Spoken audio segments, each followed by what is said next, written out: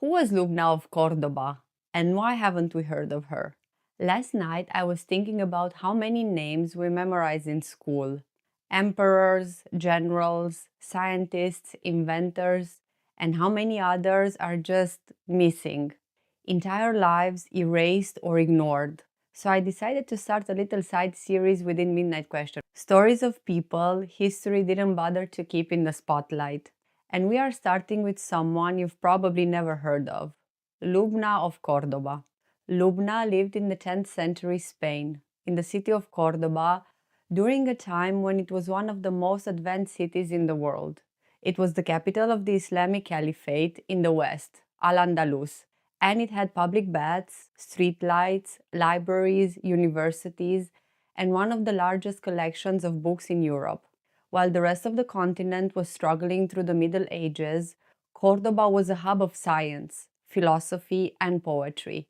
And somewhere in the middle of all that was Lubna, writing, translating, calculating, thinking. Lubna started her life either as a slave or the daughter of one. We don't know exactly, but we know she was freed, educated, and rose through the ranks of the caliph's palace, eventually becoming the chief scribe and secretary to Caliph al-Hakam II. That might sound like a clerical job, but in reality, she was managing part of the caliphate's enormous library, cataloging and acquiring texts, translating scientific works, and get this, teaching math to other scholars. People who knew her wrote that she was unmatched in arithmetic and geometry, and some even said no one in the palace was more noble or more learned than she was. In a world where women were rarely allowed into spaces of knowledge, Lubna didn't just walk in, she ran things. And yet, here we are over 1,000 years later, and her name is barely mentioned in history books. Her legacy is scattered across a few footnotes and rare manuscripts. Most people, even those who study math or the history of science, have never heard of her.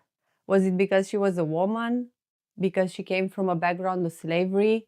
Because she lived in a Muslim kingdom during a time when later European historians prefer to pretend those civilizations never produced anything valuable?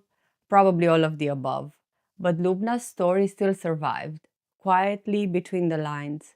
And when you find it, it shifts something. It makes you realize how many people might have shaped the world in brilliant ways, but never got credit for it.